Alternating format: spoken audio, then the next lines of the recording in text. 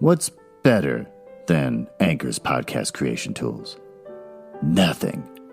Mankind has always searched for evidence of God's perfection, and we found it. Anchor is the easiest way to make a podcast. Anchor gives you everything you need in one place for free, which you can use straight from your phone or computer. The creation tools allow you to record and edit your podcast so it sounds great. They'll distribute your podcast for you so it can be heard everywhere. Spotify, Apple Podcasts, Google Podcasts, and the lesser of the podcast platforms like Stitcher. You can easily make money from your podcast with no minimum listenership. I've made $5, and I've been doing this for 3 months. So, download the Anchor app or go to anchor.fm to get started. Guys, what happened today? I had my morning huddle call with the people at my work, and they weren't the nicest. It's a long story, but I work in a department for my company that is probably the most toxic group of people I've ever worked with my entire life. I like to be fun guy Glenn, but it just doesn't work on these people. They snipe at each other. They make personal insults on a regular basis. And one thing is during our morning huddles, one aspect is calling a shout out for someone that went above and beyond what they do for their job. And it's something that no one ever responds to. Is there any shout outs for anyone today? Nothing. Today, my sort of boss, my temporary manager, he said, I'd like to give a shout out to Glenn for going above and beyond on this one thing, which was just him being nice. And also, I think, job security for him because he wants to show that his team is doing well. So he's just got to give a shout out eventually to somebody for some reason. So he picked me. And really, it wasn't that exciting. But it was nice. It's just nice to have someone recognize that you're doing something and that you're a good proletariat. But the rest of my team jumped in to say I should not get that shout out or that credit. And that shout out, the credit goes up the ranks to people higher up, and I don't know why. It's not like I get a cookie or something later. But they said I should not get the credit. I was just doing my job. And the words embarrassing came out at some point, and should have done it differently. Did it wrong. All sorts of phrases were popping out. And it's par for the course. It's not just me that this happens to. They, like a pack of wolves, feed on each other. They've done it to each other. The most angry guy out of my group got a shout out one time for actually doing something that was pretty labor intensive, pretty annoying, and he did it. He's also the most angry person in the entire world. But he did a good job on something, and the lesser angry person in the group really went off on a tangent, saying he doesn't deserve it, don't give him the shout out, he's just doing his job. So it's a thing. It's just basically it was my turn. So that was kind of a poop on my day. That was a pretty poopy way to start out my morning. I took a shower after that and muttered angrily to myself as water dripped around my hateful lips. And then the upside of that is that I got a message, instant message from the most vocal angry person who said, hey, sorry for being such a turd.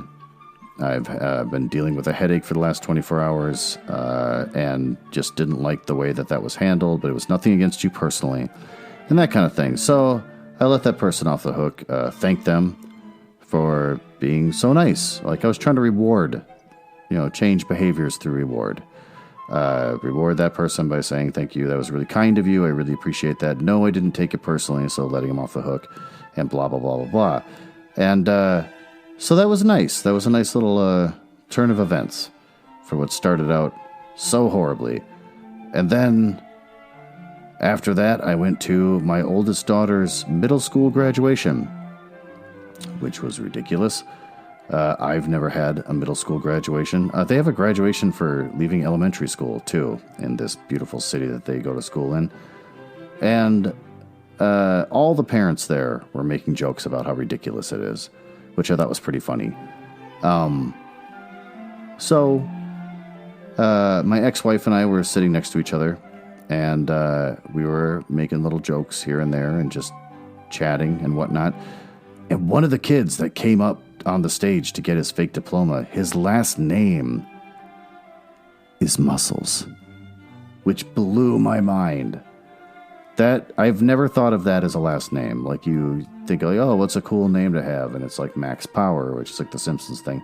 And other things, but just, it can be anything. Steven Muscles is the coolest last name on the face of the earth. The kid was really skinny, which is unfortunate, so he's not living up to his name. And I wonder if his parents are just beefcakes, just muscle-bound and magnificent, are kind of disappointed in their kid who, like, listens to, you know, Screamo and sits in his room and, like, leave me alone, Dad, I'm not going to the gym with you today, and just so skinny. Wanted to throw a muscle milk at that kid. Get him on the right track, help him get his gains. After that, I went to my youngest daughter's softball game. And I've mentioned this before. She never played softball before and didn't really, wasn't good at it on her first practice or so.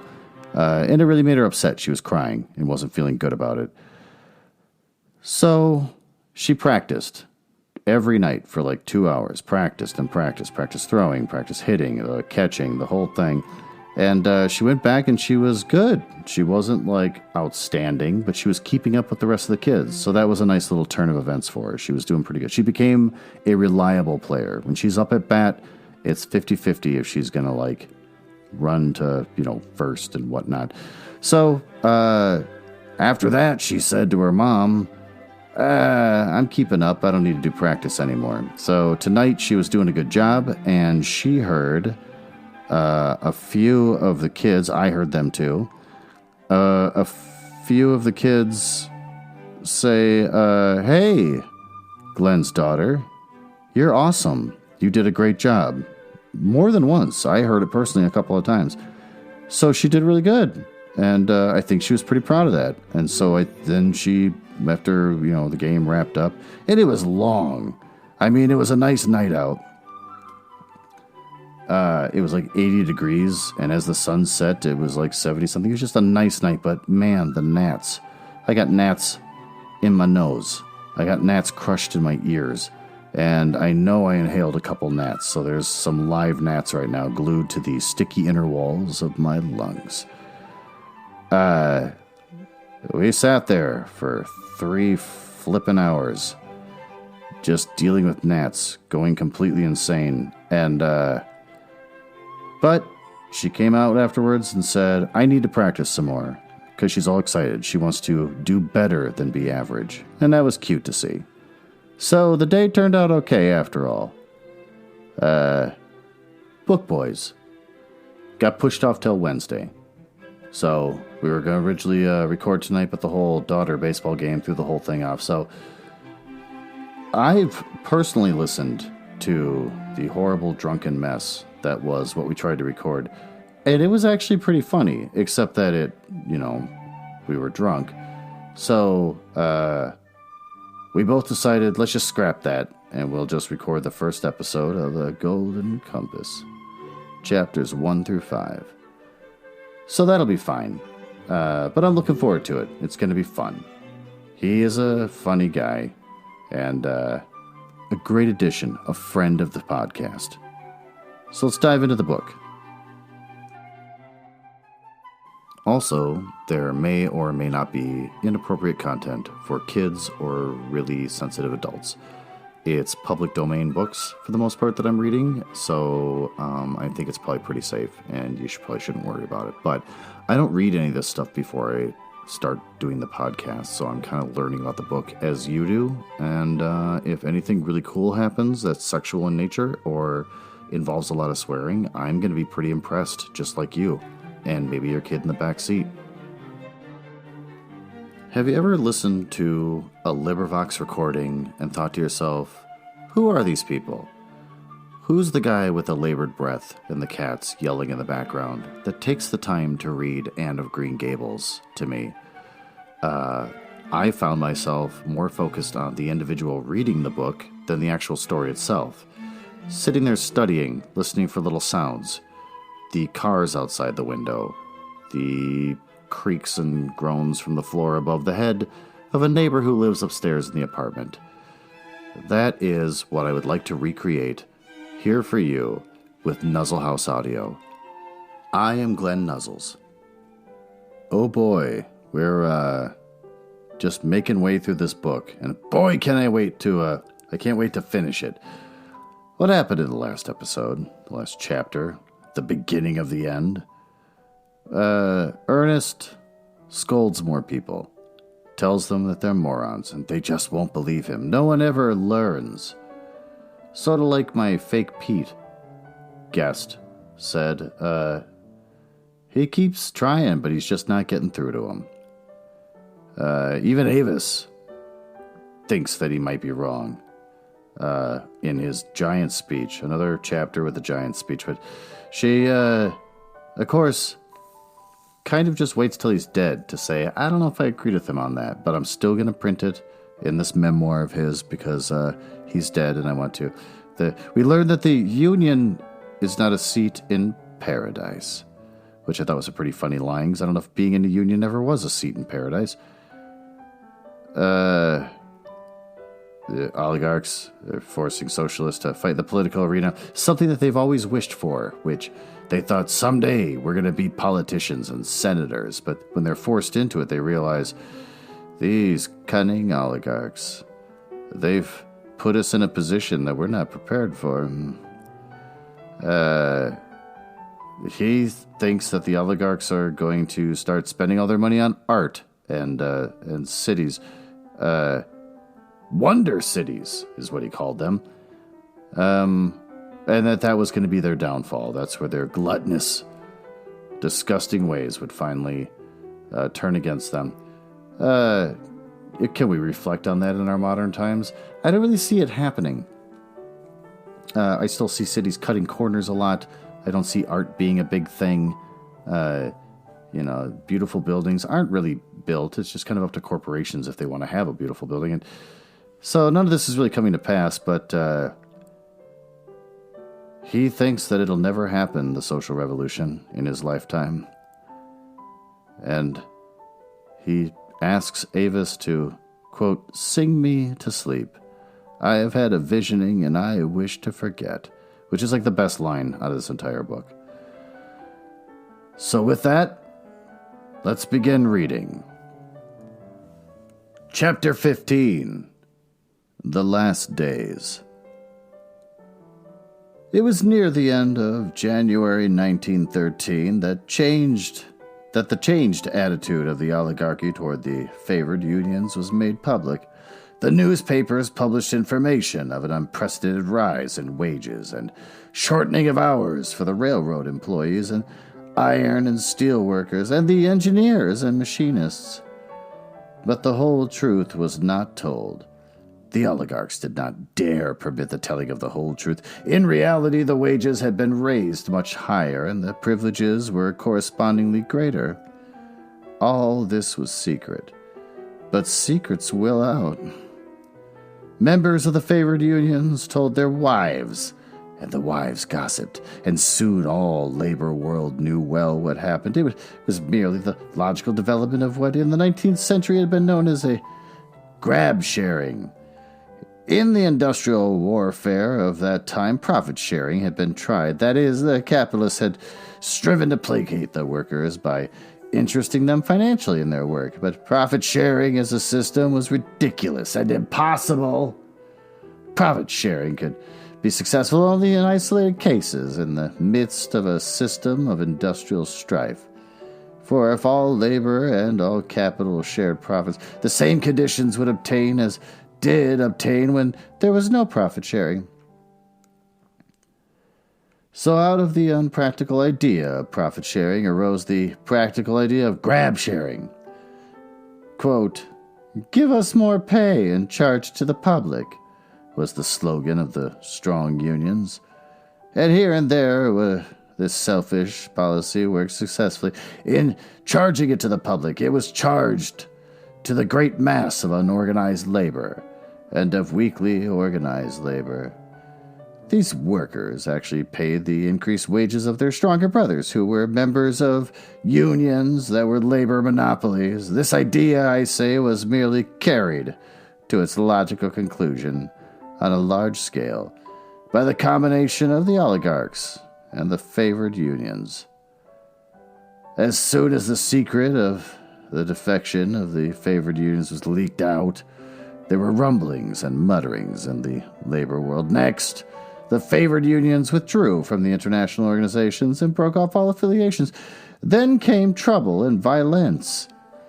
The members of the favored unions were branded as traitors, and in the saloons and brothels, on the streets and at work, and in fact everywhere, they were assaulted by the comrades as they had so treacherously deserted. Countless heads were broken, and there were many killed. No member of the favored unions was safe. They gathered together in bands in order to go to work or to return from work. They walked always in the middle of the street. On the sidewalk, they were liable to have their skulls crushed by bricks and cobblestones thrown from the windows and housetops. They were permitted to carry weapons, and the authorities aided them in every way. Their persecutors were sentenced to long terms in prison, where they were harshly treated, while no man, not a member of the favored unions, was permitted to carry weapons, and violation of this law was made a high misdemeanor and punished accordingly. Outraged labor continued to wreak vengeance on the traitors. Caste lines formed automatically. The children of the traitors were persecuted by the children of the workers who had been betrayed, until it was impossible for the former to play on the streets or to attend the public schools. Also, the wives and families of the traitors were ostracized, while the corner groceryman who sold provisions to them was boycotted. As a result, driven back upon themselves from every side, the traitors and their families became clannish, finding it impossible to dwell in safety in the midst of the betrayed proletariat. They moved into new localities inhabited by themselves alone. In this they were favored by the oligarchs. Good dwellings, modern and sanitary, were built for them, surrounded by spacious yards and separated here and there by parks and playgrounds. I don't see anything like this happening in the real world. All right, I'm going to let it go. Their children attended schools especially built for. This is just being rich. And in these schools, manual training and applied science were specialized upon. Thus, and unavoidably, at the very beginning, out of this segregation arose caste. The members of the favored unions became the aristocracy of labor. They were set apart for the rest of labor. They were better housed, better clothed, better fed, better treated. They were grab-sharing with a vengeance. In the meantime, the rest of the working class was more harshly treated. Many little privileges were taken away from it, while its wages and standard of living steadily sank down. Incidentally, its public schools deteriorated, and education slowly ceased to be compulsory. The increase in the younger generation of children who could not read nor write was perilous. The capture of the world market by the United States had disrupted the rest of the world. Institutions and governments were everywhere, crashing or transforming. Germany, Italy, France, Australia, and New Zealand were busy forming cooperative commonwealths. The British Empire was falling apart. England's hands were full. In India, revolt was in full swing. The cry in all Asia was, "Asia for the Asiatics!" ! And behind this cry was Japan, ever urging and aiding the yellow and brown races against the white. Oh boy. And while Japan dreamed of continental empire and strove to realize a dream, she suppressed her own proletarian revolution. It was a simple war of the castes. Coolie versus samurai. Oh my lord. And coolie. Can we just take a minute to look up what coolie means? Okay. I just paused for a second to look it up. Yeah, so it is supposed to be offensive. Coolie, the definition of coolie from Merriam-Webster is, in italics, usually offensive. An unskilled laborer or porter, usually in or from the Far East, hired for low, substantial wages. First known use, 1622. Well, it was written of its times. So, it's them versus the samurai, and the coolie socialists were executed by tens of thousands. 40,000 were killed in the street fighting of Tokyo, and in the feudal assault of the Mikado's palace. Kobe was a shambles. The slaughter of the cotton operatives by machine guns became classic as the most terrific execution ever achieved by modern war machines. Most savage of all was the Japanese oligarchy that rose. Japan dominated the East and took to herself the whole Asiatic portion of the world market, with the exception of India. England managed to crush her own proletarian revolution and to hold on to India, though she was brought to the verge of exhaustion. Also, she was compelled to let her great colony slip away from her. So it was that the socialists succeeded in making Australia and New Zealand into cooperative commonwealths. And it was for the same reason that Canada was lost to the mother country. But Canada crushed her own socialist revolution, being aided in this by the Iron Heel. At the same time, the Iron Heel helped Mexico and Cuba to put down revolt. The result was that the Iron Heel was firmly established in the New World. It had welded into one compact political mass the whole of North America, from the Panama Canal to the Arctic Ocean. And England, at the sacrifice of her great colonies, had succeeded only in retaining India, but this was no more than temporary. The struggle with Japan and the rest of Asia for India was merely delayed. England was destined shortly to lose India, while behind that event loomed the struggle between a united Asia and the world. So, kinda interesting that he's calling out Japan as growing in strength, and this is before everything that happened in the 20s and 30s. And he's calling out how England was losing all of its acquisitions. I don't know if it's genius. Maybe there's a lot of signs of that happening before when he wrote this book. I don't know. How much credit should I give this guy? I don't know. And while all the world was torn with conflict, we of the United States were not placid and peaceful. The defection of the great unions had prevented our proletarian revolt, but violence was everywhere. In addition to the labor troubles and the discontent of the farmers and of the remnant of the middle class, a religious revival had blazed up. An offshoot of the Seventh-day Adventists sprang into sudden prominence, proclaiming the end of the world. Quote, "Confusion thrice confounded!" Ernest cried. Oh, Ernest cried that? Ugh.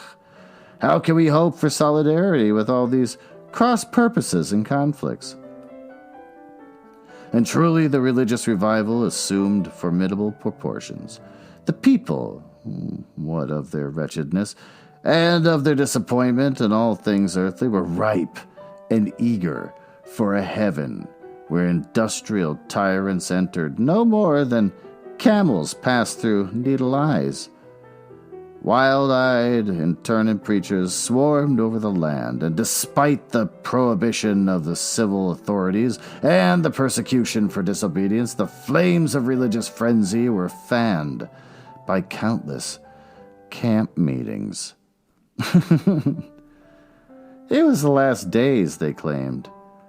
The beginning of the end of the world. The four winds had been loosed. God had stirred the nations to strife. It was a time of visions and miracles, while seers and prophetesses were legion? Prophetesses. It's split up on the page. The people ceased work by hundreds of thousands and fled to the mountains, there to await the imminent coming of God and the rising of the 140 and 4,000 to heaven. But in the meantime, God did not come, and they starved to death in great numbers. Where was their God now? That's me saying that. It's not in the book. In their desperation, they ravaged the farms for food, and the consequent tumult and anarchy in the country districts, but increased the woes of the poor expropriated farmers. Also, the farms and warehouses were the property of the Iron Heel. Armies of troops were put into the field, and the fanatics were herded back to the bayonet point to their tasks in the cities. They were broke out in ever-recurring mobs and riots. Their leaders were executed for sedition and were confined in madhouses. Those who were executed went to their deaths with all the gladness of martyrs. In the time of madness, the unrest spread in the swamps and deserts and waste places from Florida to Alaska. The small groups of Indians that survived were dancing ghost dances and waiting the coming of the Messiah of their own.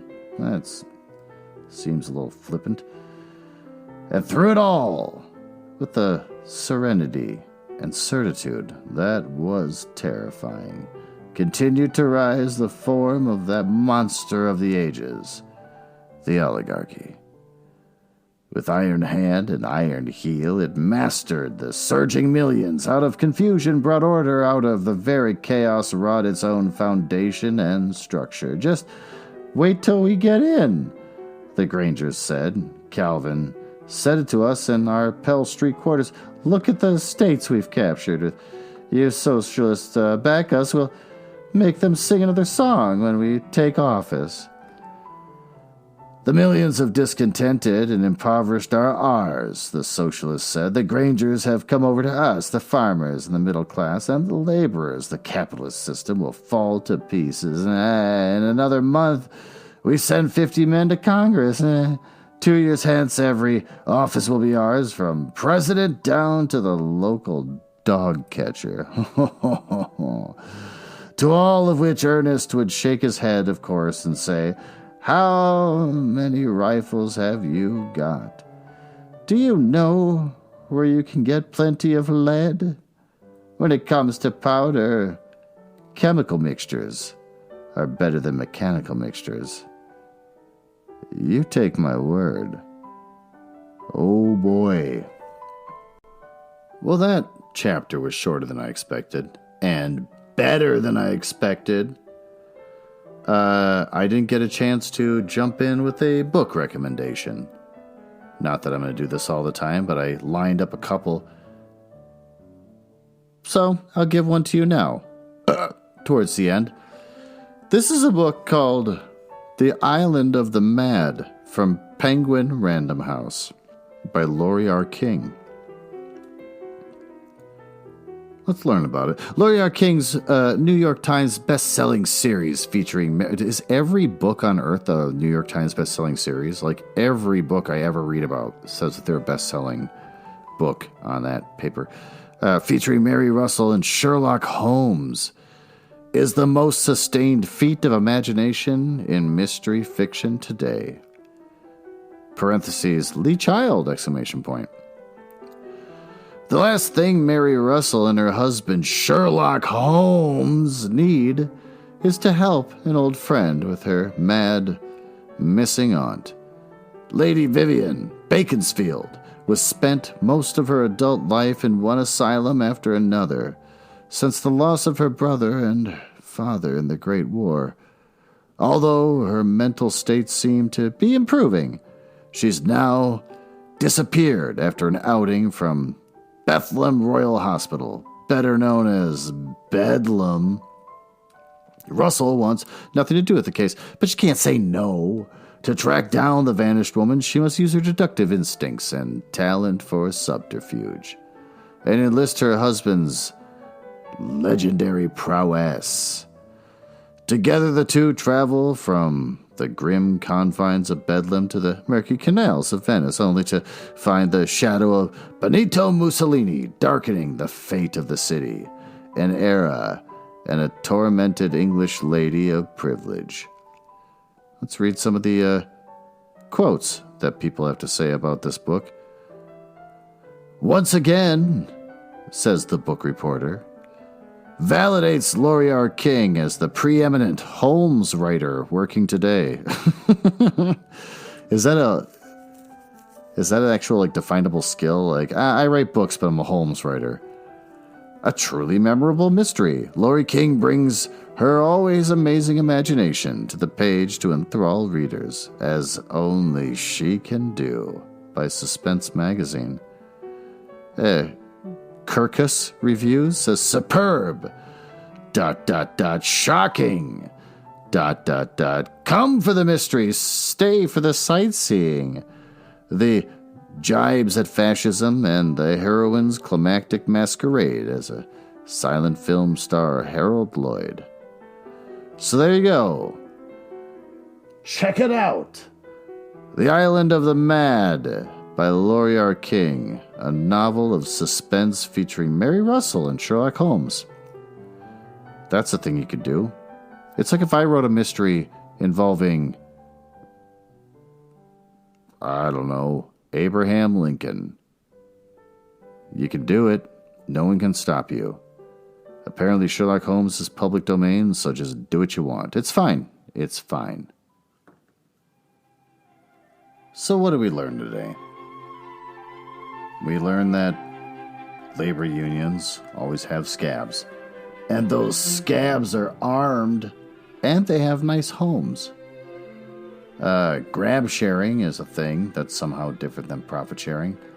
The oligarchy in the Americas somehow survived while the European oligarchy and governments fell.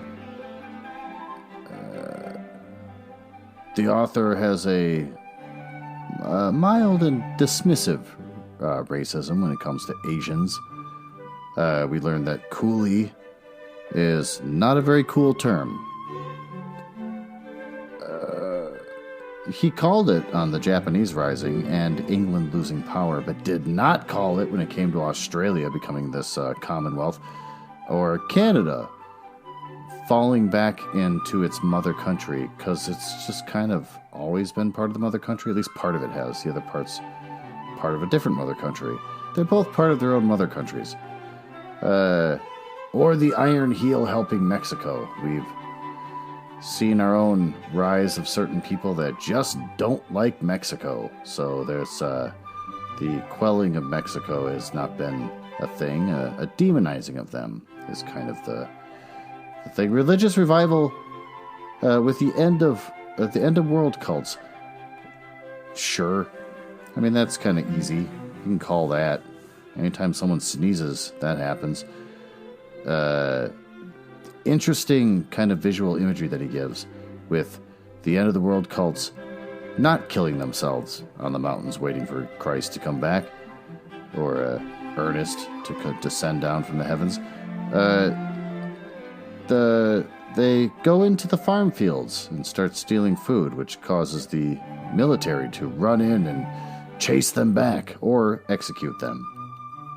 And boy, do they love being executed. They all get to be martyrs. It's a lot of fun for them. Florida is considered a waste place, where Native Americans just sort of dance around to their own gods. So that was pretty cool. The socialists claim to they said, we're going to get all the government over the time, even that coveted and sweet, sweet office of dog catcher. And Ernest says, you better gun up.